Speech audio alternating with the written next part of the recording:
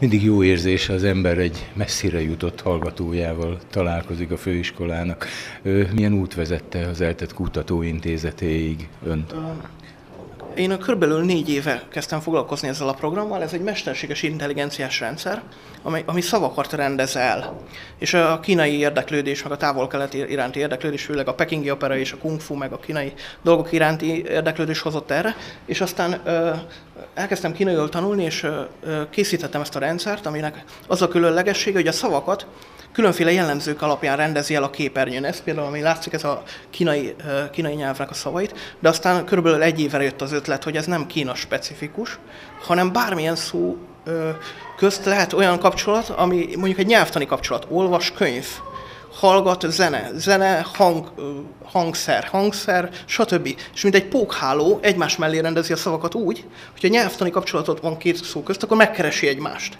És ez egy nagyon erős dolog. 100 szó mondjuk egy papíron, gondolj el 100 szó, és mindegyiknek köze van egymáshoz. Ha kicsit mozdítja a szemét, akkor látja ezt. És ami igazán érdekes az az, hogyha nem tudja egy szó jelentését, akkor a nap felé fordítja, és alatta megjelenik a jelentése, alatta a kiejtés, és fölötte pedig a hangsúlyvonalak. Tehát nem az, hogy ránéz a vastag szótára és keresi, hogy mi a jó benne, hanem egyszerűen ül a parkba, és 10 fokot billegteti a kezét, és tanul. És ugyanez létezik angol-magyar szótára is, tehát az már működik, de finn-ukrán szótár. Bármi lehet most már belőle, mert ez a nyelvtani kapcsolat az, amit a szerkesztő felépít, és aztán tanul a diák. Honnan jött az ötlet? Honnan indult el, hogy ide találjon erre? Úgy volt, hogy ültem a parkban, kitaláltam, hogy leírom az összes olyan szót, amiben a nap van mondjuk. És utána pedig, amikor egy új oszlopot kezdtem, amiben a tető van, akkor ugyanahhoz a szóhoz jutottam. És mondom, ezt már írtam egyszer.